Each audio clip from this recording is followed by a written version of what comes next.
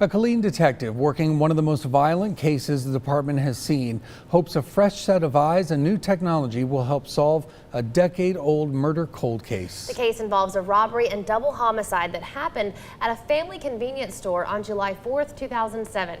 Channel 6 News reporter Amani Payne spoke to the victims' families and the new detective on the case. Amani. Doug and Leslie, I spoke to homicide detective Sharon Brink, who took over the case after the last detective retired. Brink says this case is unlike anything she's seen before. She's now tracking down fresh leads to get the killer off of the streets and bring the victims' families justice.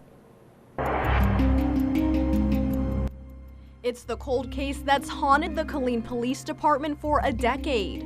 It's pretty eerie. Pretty eerie. July 4th, 2007, here at this Dollar General on Stan Sluter, a double homicide that shook the city. 40-year-old Sheila Reed and 28-year-old Griselda Ramos opened up the store that morning and were the only two working. By 8:23 a.m., Reed was dead and Ramos died later at the hospital. Officer Williams was working routine patrol, and when she drove by the Dollar General there on West Stan Sluter, she saw a vehicle which she didn't recognize as normally there for the employees. So she drove by the side of the store and at that time saw one of the doors was slightly ajar, and that was very unusual. So she turned back around and stopped, went to the front of the store, noticed that there was a body laying inside, and she called for assistance. The only thing detectives knew about the suspect is that he wore a mask. That is until Detective Sharon Brink took the case. Does the department believe this was a random act? I don't believe so, no. This video released to Channel 6 is the reason why. It shows a white man enter the Dollar General on July 3rd, 2007, the day before the murders. You never see him leave, but Detective Brink says a second video, which police say was too violent to release, shows the same man in the store the next day with a gun. Sheila Reed's daughter, Jennifer Helms, did see that second video and calls it shocking. They had a video of him walking and with the mask and the gloves. With the gun. So he actually, come to find out, stayed in the back stock room all night. It's pretty easy to get into the stock rooms where they're normally located. So he could have easily slipped and hid behind boxes, which is what we have been told. There's no way he could have just came in on his own and them not notice. She says she also watched a video showing the man pacing back and forth in the stockroom before the murders.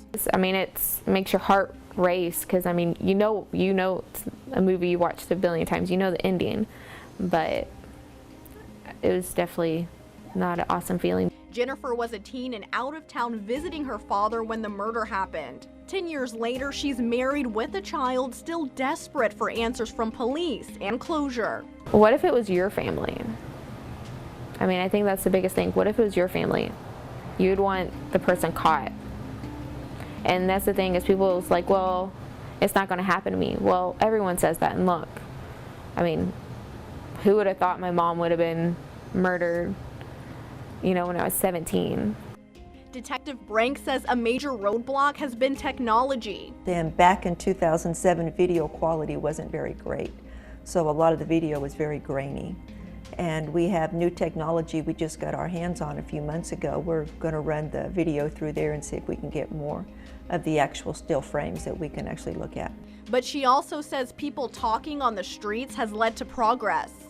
We actually have a possible name and working on doing lineups. Brink says this case is unlike anything she's worked before. It's not normal to have a double homicide in a business. It makes people anxious and uneasy to know that a store they go to every day, something like this could happen. She hopes the name and lineup will lead to an arrest in the near future, and so does Jennifer.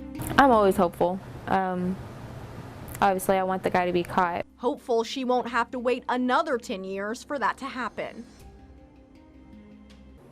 Police would still like your help too. Anyone with information about the crime is asked to give investigators a call. Doug and Leslie. All right, Amani, thanks so much.